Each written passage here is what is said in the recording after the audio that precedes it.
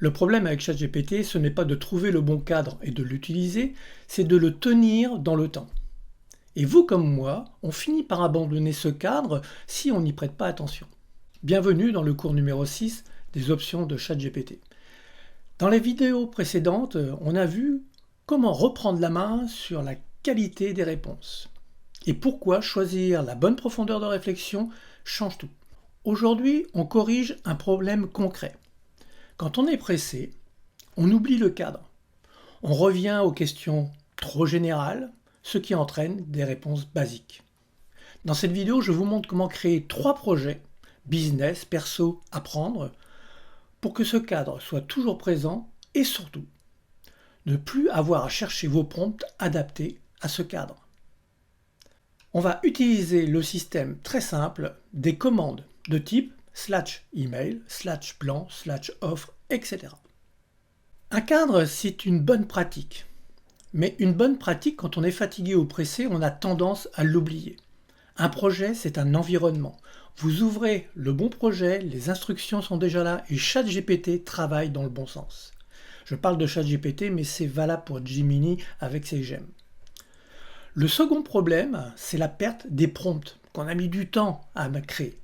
Vous aviez 3 prompts efficaces, puis 2 semaines plus tard, plus moyen de mettre la main dessus. Donc, on va faire mieux. On met la structure des prompts dans les instructions. Et il ne vous reste plus qu'à écrire /email, /plan, etc.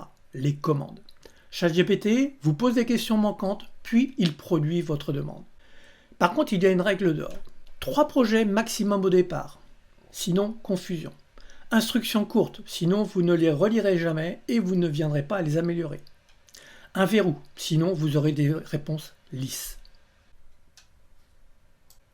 Nous allons le faire ensemble.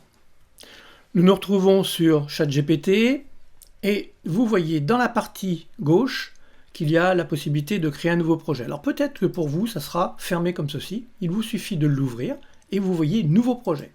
Dans nouveau projet, vous rentrez business et vous créez le projet. Je ne vais pas le faire parce que je l'ai déjà préparé.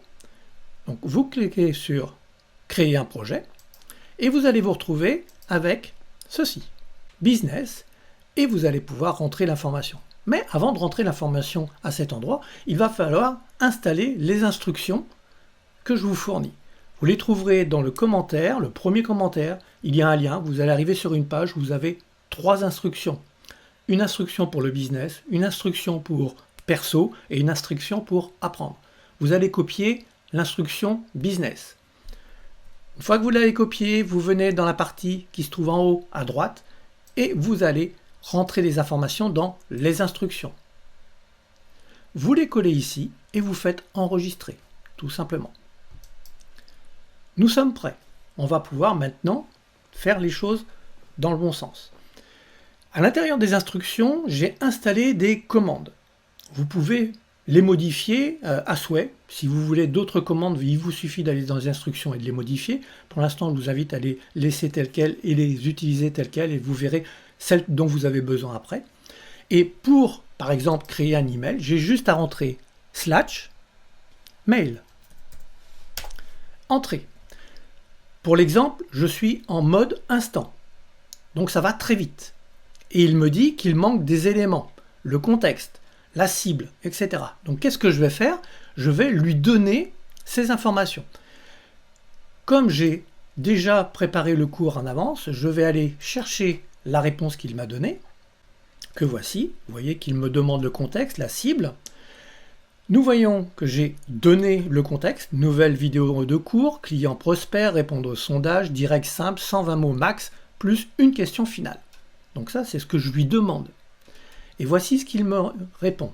D'abord, qu'il y a 2 versions. Une version directe, une question rapide avant la prochaine vidéo. Et là, les informations sont données. J'ai un passage à l'action avec le lien. Nous voyons qu'il y a une question finale pour que les gens y répondent.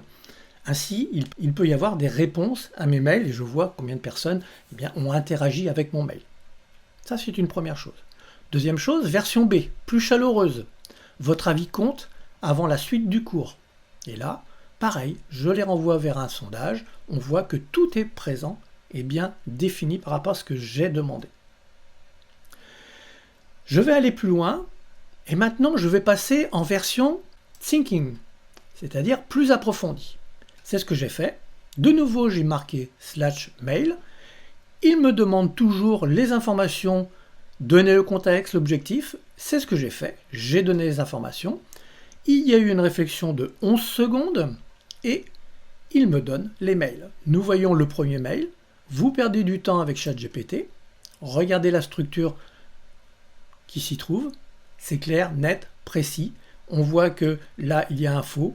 On voit qu'il y a la fourchette. C'est ce que j'ai donné dans les informations ici. La preuve, le template, méthode, exemple, la fourchette, titre indicatif.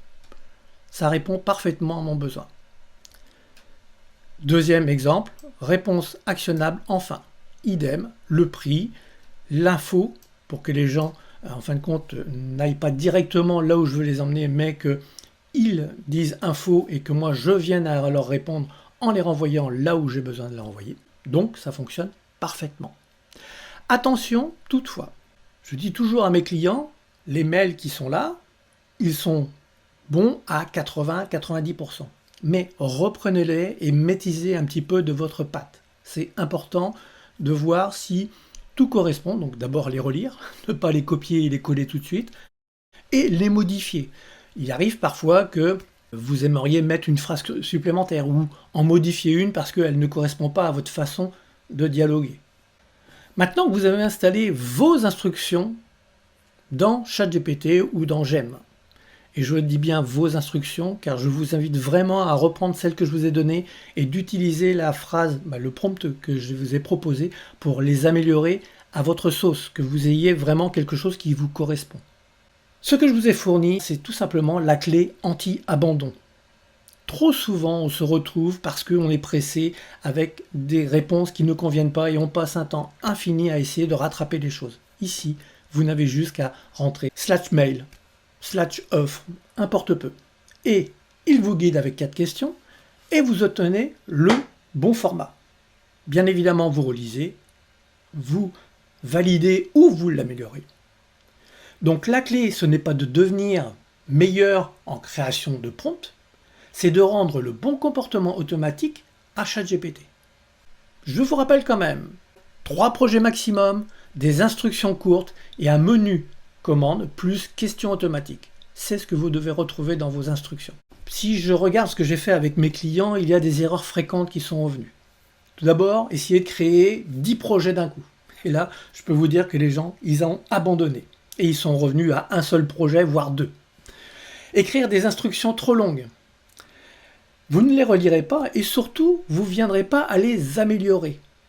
Vous allez vous apercevoir au fil du temps qu'il vous manque des choses ou qu'il ne répond pas vraiment à ce que vous avez besoin. Il va donc falloir modifier.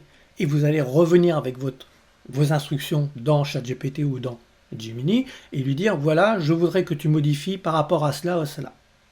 Si c'est trop long, vous n'irez pas relire les choses. Donc, faites les choses au plus court. L'autre erreur, c'est d'oublier le verrou. Et là, vous allez vous retrouver avec des réponses lisses et inutiles. Ensuite, il y a toujours ce satané mode que l'on oublie. Par réflexe, il va se mettre en auto, où vous avez utilisé le mode instant, et après il faut utiliser le mode thinking, et vous oubliez. Et là encore, eh bien, il va falloir recommencer les choses. Donc ce sont des erreurs que l'on fait. Je l'ai fait moi aussi. Quand je suis pressé, j'oublie d'aller modifier le mode. Et croire que le projet remplace le contexte du jour. Il m'arrive parfois, quand je suis pressé dans certains domaines, eh bien, de lui dire à ChatGPT, je te laisse la main. En fin de compte, c'est souvent une erreur, parce qu'après je reviens et je ne suis pas content, donc je reviens et je donne bien un objectif, même s'il est court, il y a un objectif, des contraintes, un format. Ça reste nécessaire et c'est important que vous preniez 1 minute pour rentrer cela. Et quand je dis 1 minute, on prend souvent moins de temps. En conclusion, je ne peux que vous inviter à utiliser le projet et voir comment vous pouvez l'améliorer pour vous, dans votre activité, dans votre vie perso ou dans le fait de vouloir apprendre ce qui se trouve sur Internet. J'ai la chance d'accompagner un grand nombre de parents d'enfants 10 et depuis que le projet existe, je leur ai fourni des instructions et à partir de ce moment-là, ils se sont aperçus qu'ils ont vraiment fait progresser leur enfant et ils ont progressé avec eux en leur posant les bonnes questions, en voyant avec ChatGPT comment ils pouvaient faire en sorte à ce que l'enfant comprenne, analyse et que ChatGPT, eh bien, je dirais presque reformule complètement les questions qui ont été posées pour qu'il puisse y répondre. Et ça, c'est vraiment quelque chose de très très performant. Dans la prochaine vidéo, on attaque étudier et apprendre. Vous vous rappelez, c'est la petite chose qui se trouve en bas quand vous cliquez sur le plus, là où vous écrivez, apparaît, créer une image, recherche approfondie, assistant, shopping. Nous allons, dès la prochaine vidéo, commencer à étudier et apprendre. Je vais vous montrer comment vous pourrez transformer un contenu en plan clair, en quiz, en révision, et tout cela sans tricher. Merci à vous et je vous donne rendez-vous très prochainement. Ah si, dites-moi dans le commentaire, quel projet avez-vous commencé en premier? Business, perso ou apprendre? Merci à vous et à très vite dans la prochaine vidéo.